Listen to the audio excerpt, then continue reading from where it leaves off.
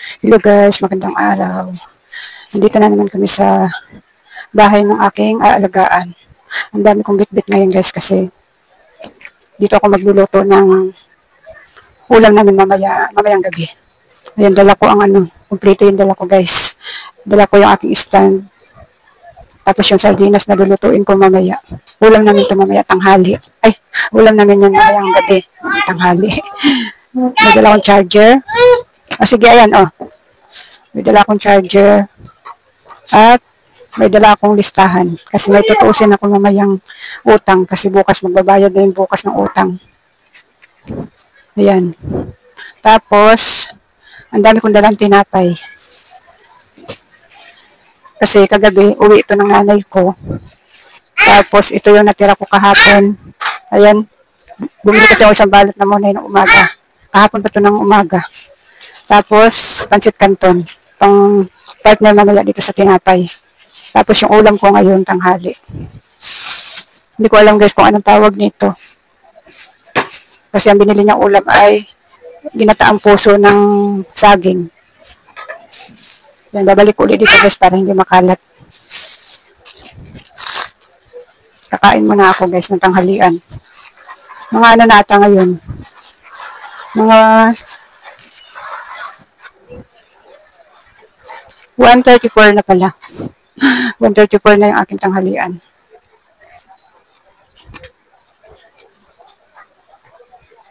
Tapos, may dala ako dito ang kanin. Kasi baka mamaya walang kanin dito, kaya nagdala ako ng kanin. Ayun guys, kakain muna tayo.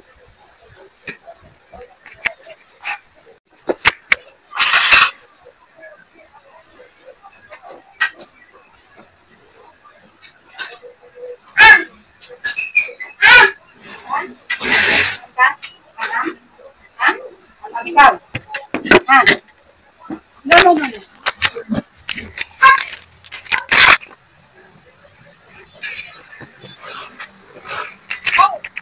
Dito sa bahay nila guys, pag malakas yung hangin, pwede ka nang hindi mag-electric fan. Masama kasi ang panahon ngayon, kaya ang lakas ng hangin. Kita ko sa inyo guys. Tingnan nyo guys yung hangin, isusong ko lang. Ang lakas ng hangin guys kasi nga, masama ang panahon ngayon. Tapos sa tabing dagat pa kami, kaya ayan, pag ganyan masama ang panahon, ganyan ang hangin dito guys. Kaya maginhawa dito guys pag malakas ang hangin. Lalo na pag tungtong ng December, maano na dito, pwede ka na hindi mag-electric fan, libre ka na sa kuryente.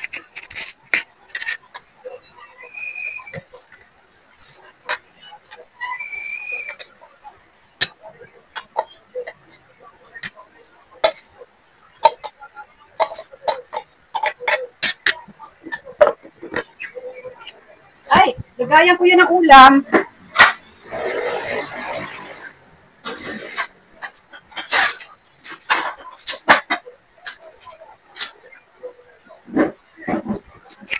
Yung paglalagyan ko ng ulam guys, pinaglaruan na ng aking alaga.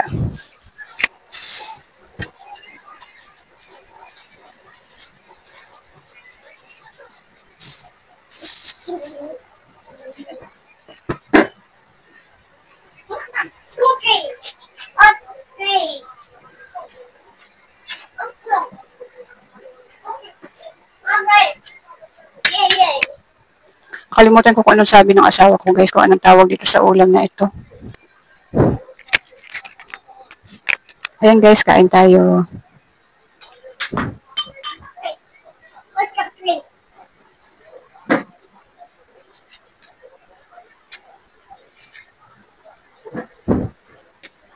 Kunti lang kinakain kong baboy guys. Kasi nag-iingat-ingat ako sa pagkain ng baboy ngayon. Kaya halos sabaw lang kakainin ang iuulam natin ngayon.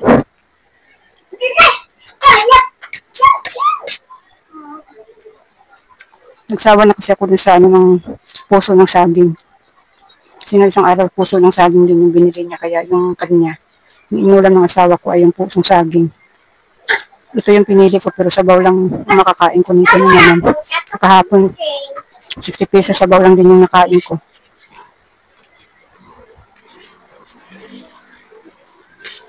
Dito ako magluluto ng ulam namin panghapunan. Kasi gabi na ako makaka-uwi din, kaya dito ko na lang siya lulutuin habang tulog yung apo ko mamaya. Dito magluluto ako habang tulog siya.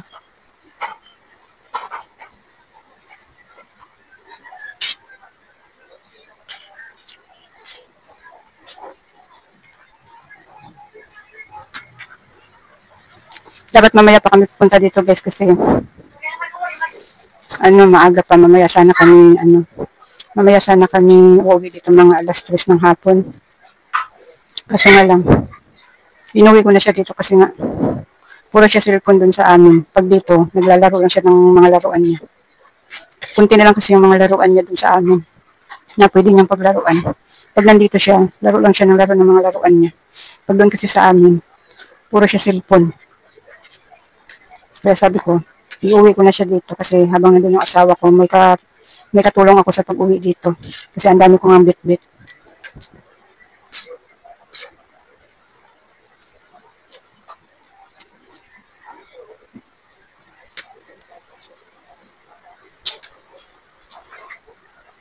Yung baboy, medyo matigas pa ang pagkaluto.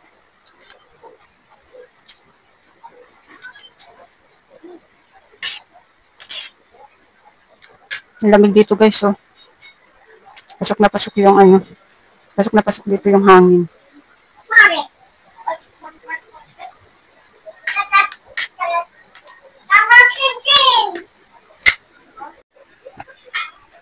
Right.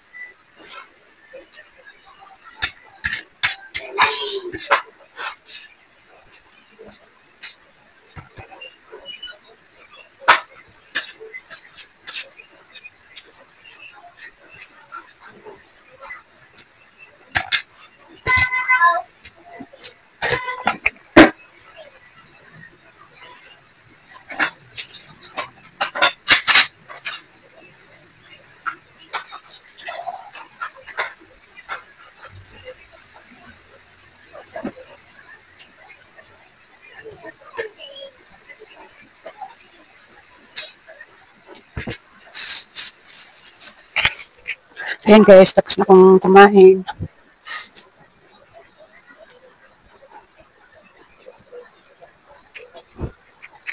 Paupo-upo na lang ako nito, guys, tapos titingnan ko na lang yung aking apo habang siya naglalaro.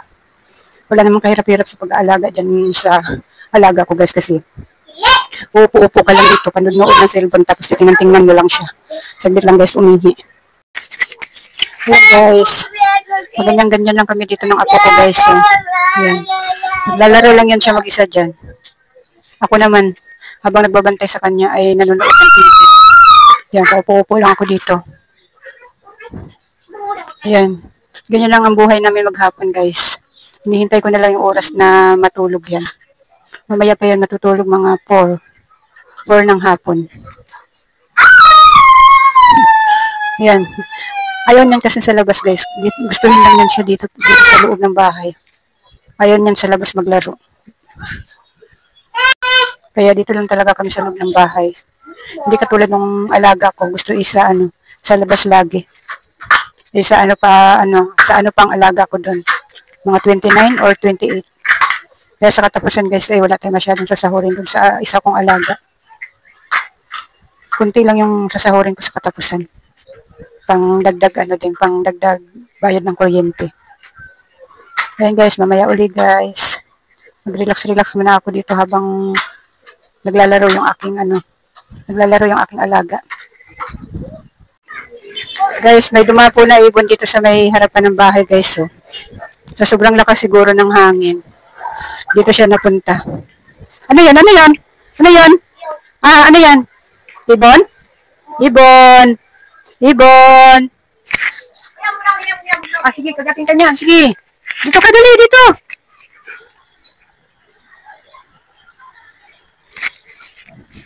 Ang laki ng niya, guys, oh. Ang laki ng nguso niya. Nakakatakot. Kanina nandito yun sa may bakal na yan, guys, oh. Inaano-ano pa ng apo ko. Akala niya kung ano lang. Sa sobrang lakas siguro ng hangin, guys, kaya siya napadapo dito. Tira, halika na, dali. Sige, makagat ka niyan. Dali. Masama kasi ng panahon, guys. Ayun ang dagat, guys. Oh. Nakita nyo ba? Ayun ang dagat, guys. Oh. Isinom ko lang, guys, para makita nyo. Kitang-kita dito yung dagat.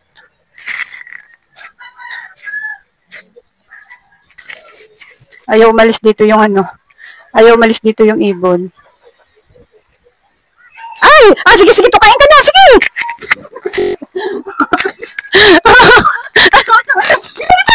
Natuka ka, dali. Ano? Natuka ka, sige. Sige. Ibon? Ibon, ang laki ng ibon, no? Ano? Sige. Matuka ka. Ang laki ng ibon.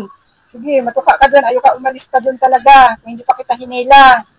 Ano? Ang ibon, guys, parang parang may-ari.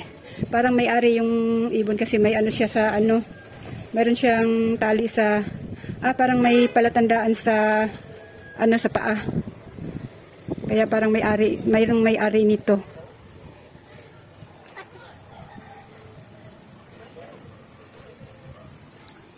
Mayroong may-ari nito, guys, oh. Kasi may palatandaan sa paa, may nakalagay na tali.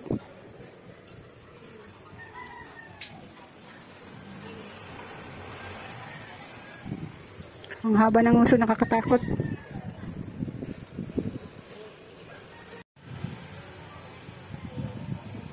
Ayan ang ibon.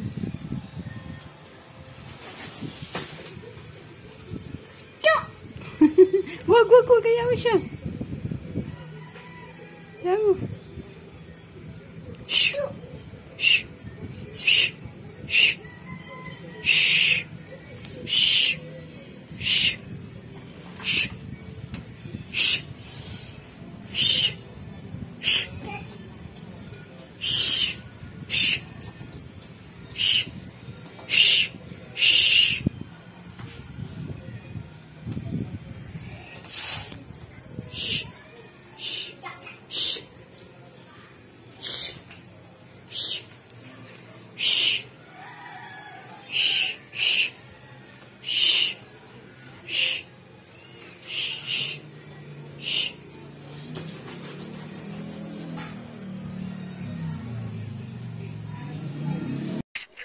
Ayan, guys, tulog na yung aking alaga. Ayan, katulog-tulog lang. Mag-aalas 4 na ngayon, guys. Ayan, mag-iimis na naman tayo, guys, ng mga kalat niya. Ayan, mag-iimis tayo uli. Ayan, guys, dahil tulog na yung aking alaga, magluluto na ako ng ulam namin hang hapunan. Ayan, 2 sardinas na red. Tapos yung kalamansi ko, guys, oh. Pinapitas ko lang to dun sa puno ko doon. May puno ako ng kalamansi doon. Wala daw malalaki, maliliit lang mayroon. Pwede na ito, guys, kasi mayroon pa ako isang nakita dito sa ng anak ko. May isa ako nakita doon. Maghuhugas muna ako ng kawali, guys, na paglulutuan.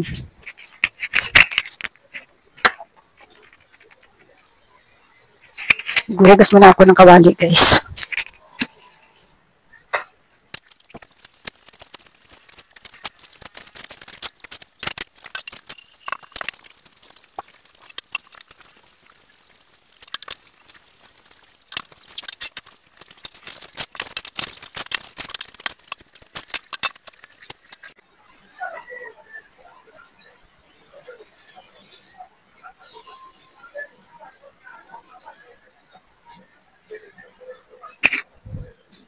Ayan, guys, may nakuha pa ako isang kalamansi. Pwede na ito magkalasa lang ng konting asim. Itong lulutuin ko, guys, ay sardinas to na may kalamansi at saka may toyo. Natutunan ko itong luto na to, guys, ay sa tawag nito, sa biyanan kong babae. Ewan ko lang kung alam niyo itong luto na to, guys, kasi dito ko lang yan natutunan sa kanila, sa biyanan ko. Tapos yung guys, yung sardinas ay tinatanggalan ko muna siya ng mga may natitira pa kasing bito-bito ka sa tiyan niya at saka yung tinik-tinik niya. Tatanggalin ko siya.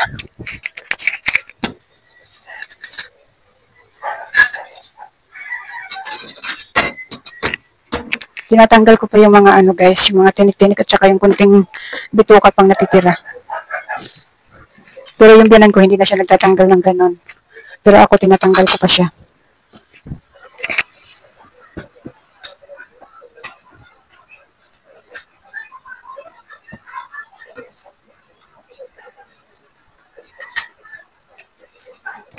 Ilalagay ko muna siya sa isang pinggan at tatanggalin ko yung mga ano pa, bitukang natitira pa at saka yung mga tinik.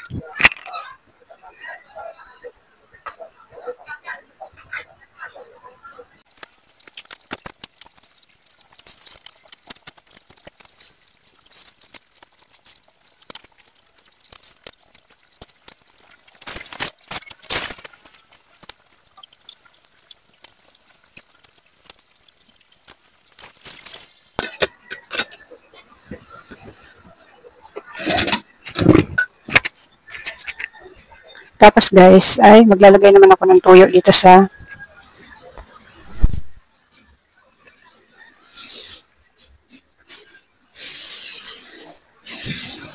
maglalagay naman ako ng tuyo dito sa mangkok. Very konti lang, tansya-tansyahin nyo lang guys kung gusto nyong gawin ito at gusto nyong subukan. Parang napadami ata ako. Ayan lang guys, oh. Basta tansya-tansyahin nyo lang. Tapos, kalamansi. Tikman nyo, pag nailagay nyo na yung kalamansi, titikman nyo lang kung maasim-asim na siya.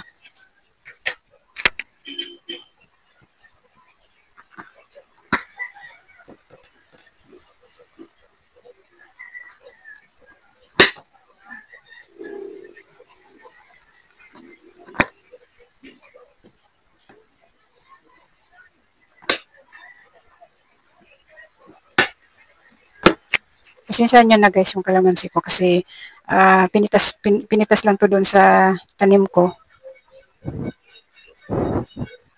Maliliit ang bunga ng tanim ko na ubos na yung malalaki. 4 tong hiniwa ko guys, pero bago mo ilagay lahat to, titikman nyo muna kung ang asim ba niya isakto lang. Kailangan kunting asim lang guys.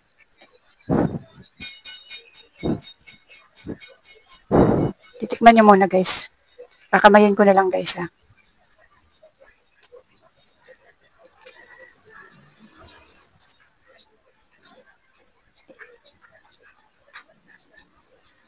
Tapos, tatanggalin nyo yung mga buto. Huwag nyo isama sa pagluto. Walang hugas kasing kutsara guys. Mayroon palang hugas nandun sa may kasirola nakalagay. Hinugasan ng anak ko nandun sa kasirola niya, nilagay yung mga hinugasan niya. Ayan, pag sa tingin nyo ay okay na yung timpla, ay okay na yung asim.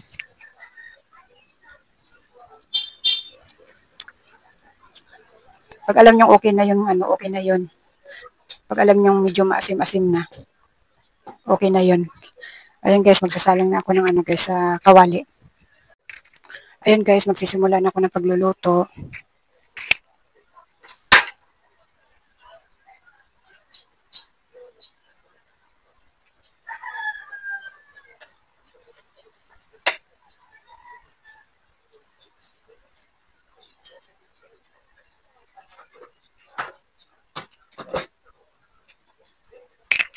Ayan guys, naglagay na ako ng mantika.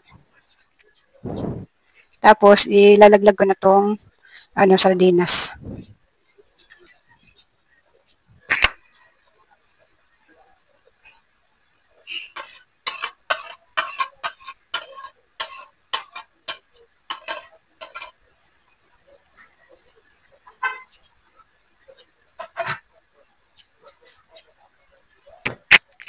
Ayan guys, prito-prituhin nyo lang to ng konti.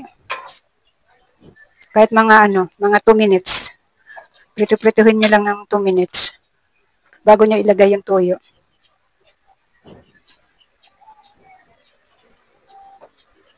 Sa probinsya kasi guys, ang ginagawa namin dito ay bawang. Bawang lang, lagyan lang ng bawang, okay na. Minsan naman ay pwede rin, uso rin din sa probinsya na yung may sabaw, yung nilalagyan ng udong. Kaso nga lang guys, pag naglagay ako ng udong, hindi yun gusto ng mga anak ko at saka yung asawa ko kasi hindi nila kilala yung lutong ganon. Ganitong luto, sanay na sila. Mga 2 minutes lang guys, bago nyo ilagay yung ano, bago nyo ilagay yung, tawag nito, tuyo na may kalamansi. Madali lang lutuin to guys. Dito ko na ito niluto guys sa bahay ng anak ko kasi madilim kasi dun sa amin. At saka habang tulog ba yung apo ko, habang tulog siya,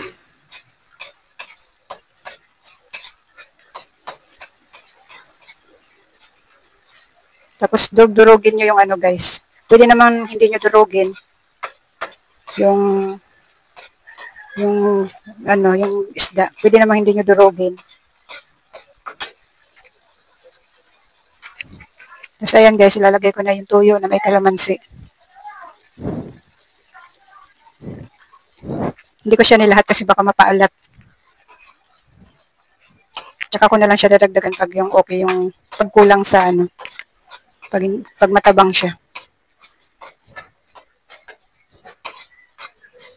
Napadami kasi ako ng lagay ng napadami ako ng lagay sa mangkok ng ng toyo ba.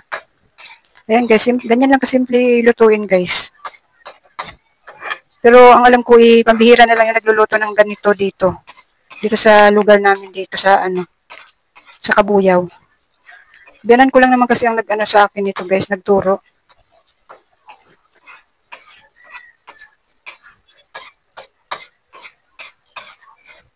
Iwan ko lang dito sa lugar namin guys kung may nagluluto pa ng ganito. Ang biyanan ko ngayon guys ay may sakit na siyang Alzheimer ba yun? Iwan ko lang yung anak niya kung nagluluto pa ng ganito. Ako kasi pag wala kami naisip na ulam, ito ang niluluto ko. Iwan ko lang yung anak niya ngayon kung nagluluto ng ganito. Kasi yung nanay niya yung biyanan ko may sakit na kasing Alzheimer. Yan kasi talagang nagluluto ng ganito yung biyanan ko.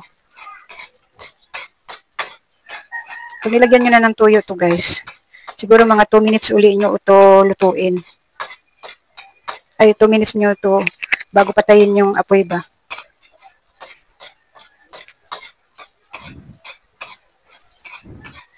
Tapos habang halo-haluin nyo para hindi dumikit sa sa kawali.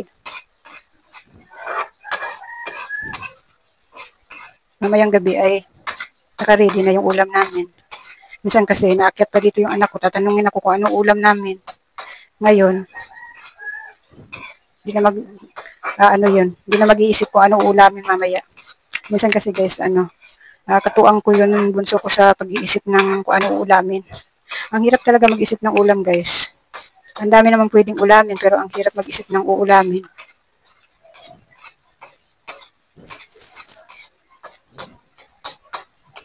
Two minutes o kaya 3 minutes pala guys. Yung hahalo-haluin to bago nyo, ay na yun, luto na yun. Titikman ko pala muna guys kung kulang ba sa toyo.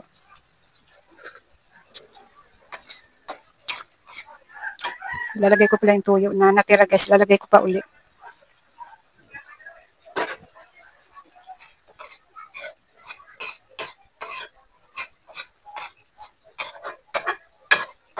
Nasa inyo guys kung ano yung gagamitin yung sardinas, yung kulay green ba o yung pula.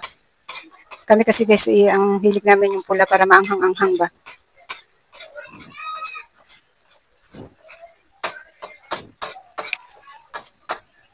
Maganda magluto dito sa lutuan ng anak ko guys. So, maliwanag.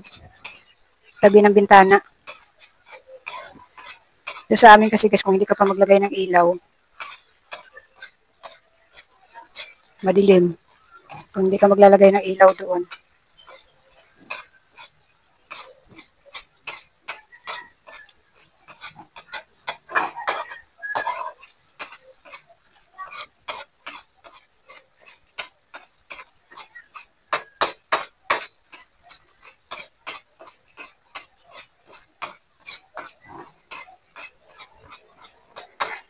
Ayan guys, okay na ito guys. Luto na.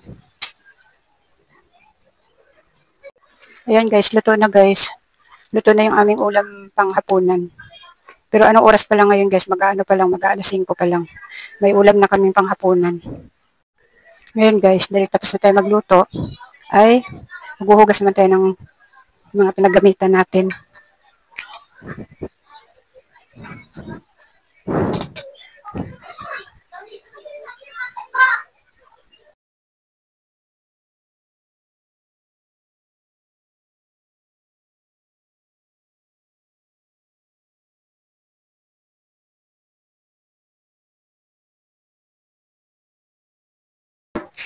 Ayan guys, magre-ready na ako ng aking iuuwi. Kasi maya-maya darating na yung tatay no alaga ko. Yung ulam na niluto ko, dinala na ng asawa ko pa uwi. Tapos yung merienda ko, guys, ay hindi ko na nakain.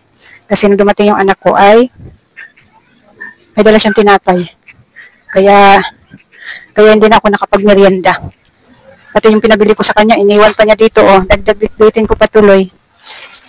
Kaya niready ko na guys para mamaya, pagdating ng tatay niya, diretso uwi na ako. Ayan guys, kain tayo ng guys. Hapunan. Yung ulam ko ay ito yung niluto ko kaninang sardinas na may tuyo.